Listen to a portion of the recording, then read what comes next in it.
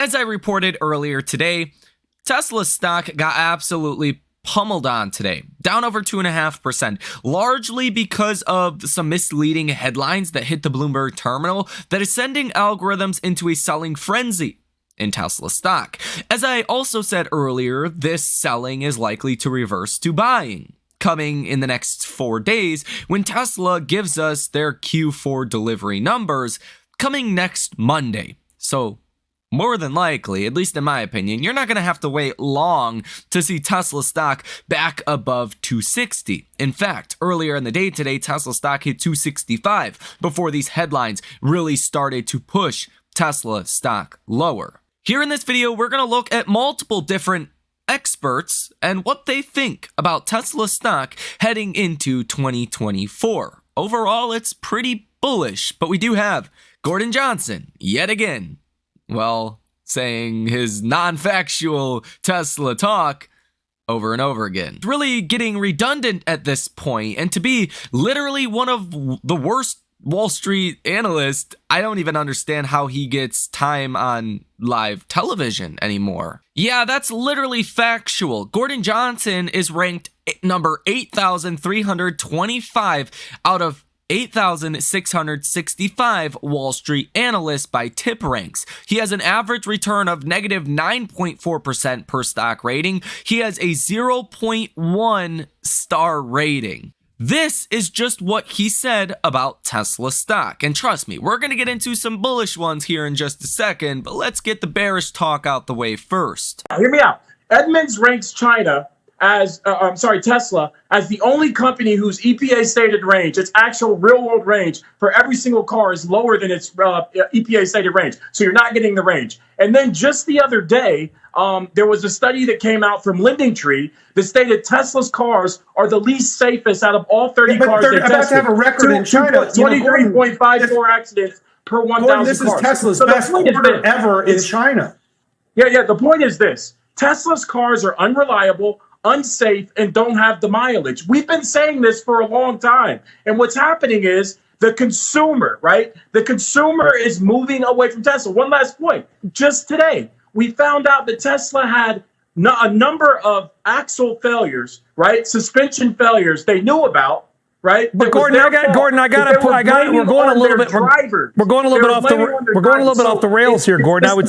I just want to say that's what you said is true. But GM just stopped selling its Blazer EV. Toyota had a massive recall because of further airbag issues. Every car company has recalls, or don't come at me, Teslarians, or over-the-air software updates, whatever you want to call them. Every car, Gordon, has a problem. Everybody. Well, Sally, you got to take a step and you're back. missing the overall point, which is this is not stopping people from buying Teslas as they have a record. Okay, hold on, Ross. Right? Let Gordon respond to my pseudo rant, and then you can. I want to address that head on. Other companies do recalls. Tesla did not do a recall. There was a whistleblower who was an employee at Tesla who basically turned over a bunch of information to Handelsblatt, Reuters now has that data, that basically stated that Tesla knew its cars had faulty suspensions and they didn't do a recall. And then Tesla's response to that was, we fixed 120,000 suspensions.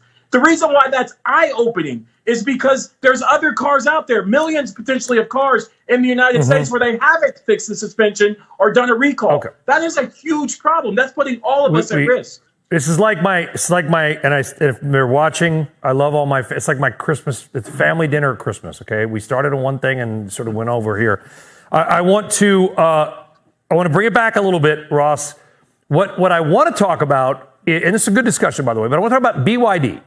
Let me ask you a direct question, because we don't know what the labor conditions are in BYD. We don't know. The Chinese government could subsidize them. Should BYD cars even be allowed ever into the U.S. market?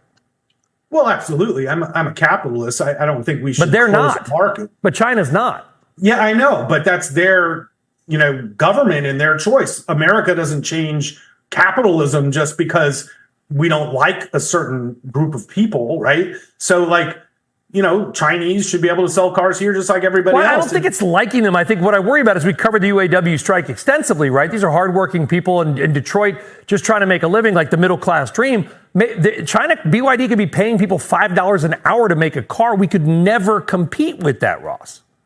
Right. And I think that's the government's job to set tariffs and policies for trade. It's not really like we should just decide not, consumers also actually make this decision of whether they want to buy a Chinese car. And I think that's the biggest factor that BYD faces, that American consumers don't want a Chinese car. So if you see like what Geely did by buying Volvo and using the Volvo brand, even though it's a Chinese company, that's, I think, a much smarter strategy to breaking into Europe and the United States market. So I think the biggest risk BYD has is the fact that Americans just won't buy Chinese cars, but keeping them out of the market isn't really, capitalism.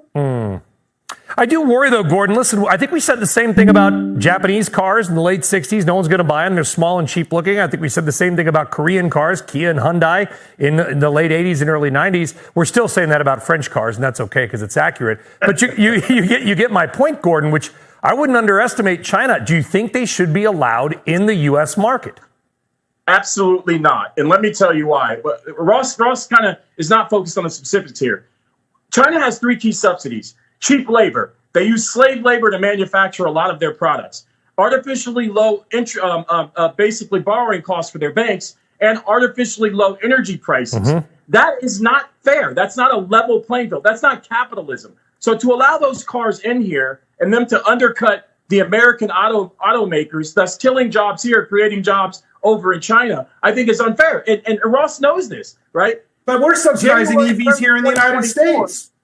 They're taking subsidies away from even Tesla because they're making a lot of their batteries, some of their batteries in China and shipping those cars over here. So you got to level the playing field. You can't have guys using slave labor to make their cars and then shipping them into America where we have to pay competitive wages. That's not fair. That's not capitalism. Gordon Johnson said the consumer is moving away from Tesla, but in fact, Tesla is about to post the best quarter ever. It seems like that literally, factually, could not be further from the truth. And unfortunately, there's quite a few other people that also think this way. This is unfortunate, I guess, for them, because that leaves the door open for you to make all of the money as a Tesla stock investor today. Even Roth Capital analyst Craig Irwin on Tesla stock says, quote, "I'm bearish because I see it as egregiously overvalued. When we look at Toyota as a benchmark, there's nothing Tesla has that Toyota does not." Huh? Wait. FSD, Powerwalls, Megapacks, Optimus. What are you talking about? Dojo? Are you serious? This is the kind of discussions Wall Street is having about Tesla. It's literally comical. That helped power the gains we saw in the S&P today. Tesla, that stock leading the average up 2% today on a report that electric vehicle company is planning to revamp its Model Y version from its Shanghai plant starting in the middle of 2024. Let's bring in Roth Capital senior research analyst Craig Irwin. Craig, it's great to have you on. You've been bearish on Tesla for ever. I feel like it's been years that I've spoken to you and you've been bearish on Tesla. And yet the stock has performed really well despite whatever you want to say about the fundamentals. Why are you still bearish here? So I'm bearish because I see it as egregiously overvalued, right? We look at Toyota as a benchmark, right? Toyota is the world's largest auto producer, about 9 million cars a year. There's nothing Tesla has that Toyota does not. Why should it trade at a large multiple to Toyota? If it's going to sell a fraction of the vehicles, maybe the technology premium, the leadership in EVs, give it a similar valuation. And that's really what we do with our $85 price target. So I'm not celebrated, though. I do need to clarify that. There are levers that they can pull, specifically the mini car in India. We've been waiting for them on both of these really since 2019. Back actually when we were last, I believe, really bullish on the stock. But from here, I see this one as a slow drip over the next couple of years. Okay. So I guess what do you make then of the reports then today about a revamp of its most popular model in one of its largest markets where, I guess, from which its factory sends out and exports the most EVs to different parts of the world? Yeah, no, the Shanghai facility is the most important facility for Tesla. So it's necessary. All of their models are long in the tooth. People have been asking for updates of the S, the X, the 3 for years, and the Y, is losing market share in China. It's no longer the leading EV in China, so I think it's overdue, right? Some of these other updates are many years overdue. Everybody was looking forward to a new Roadster. Everybody's looking forward to the Cybertruck. Finally, we got a couple, right? They're late. Competition's real. Competition in China is overtaking them, and it's going to be a tough 2024 for Tesla. And in fact, that's actually not true.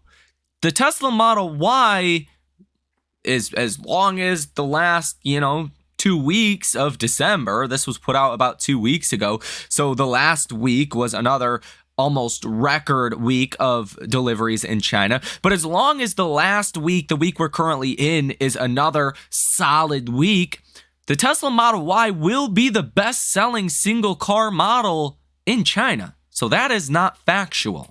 But something else that I do think was very important in that interview was the India factory. Yes, even your bears are saying that's something they've been waiting for.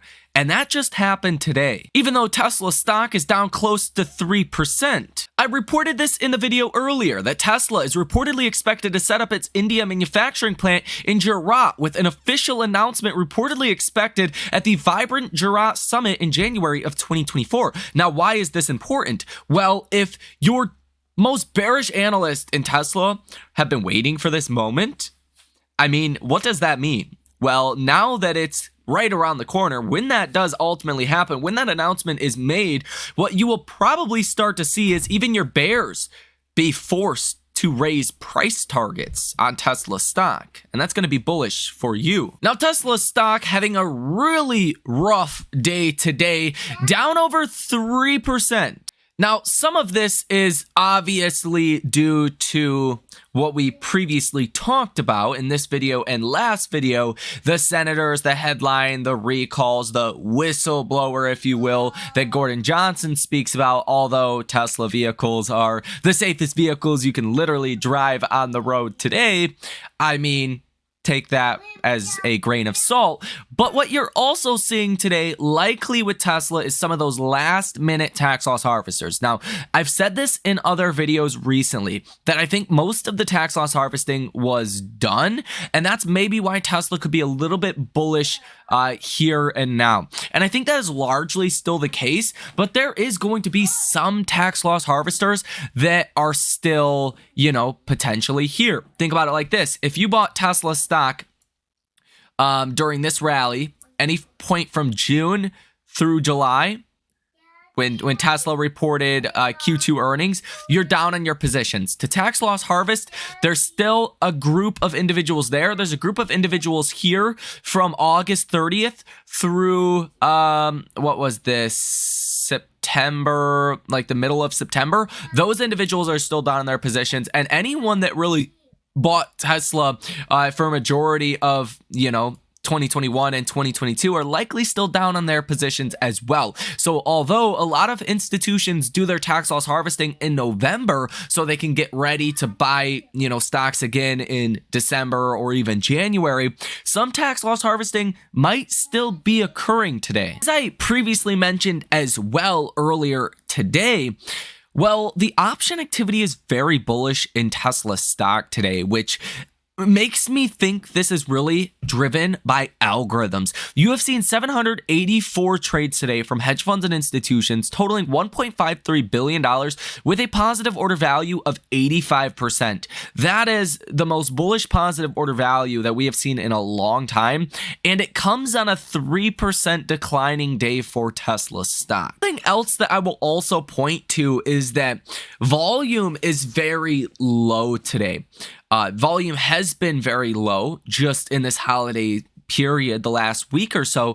So it's not a big shocker necessarily that you can see big gyrations here with Tesla. This is looking at the volume for Tesla on a week by week basis, and the volume has been dropping for 3 weeks in a row, and this week is by far the lowest volume. So far, it's about half of last week's volume. That's because people are out of the office, and really just a little bit of additional selling pressure compared to buying pressure can move Tesla stock a lot, and that's probably part of what you are seeing today as well.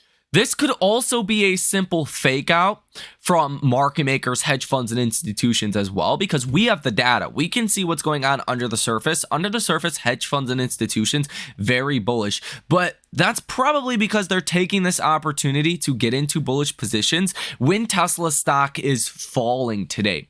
Because, I mean, let's be honest. Wall Street doesn't want you bullish on Tesla. Wall Street does not want you to make the money. Not everyone can be right. Some people have to be wrong. And at this point, retail has been by far the largest net buyers of Tesla stock over the past 2 years now. Right now, as it sits, you are going to be right, and Wall Street is going to be wrong as long as we avoid a recession, as long as Tesla comes through with the numbers, doesn't utterly miss on Q4 deliveries.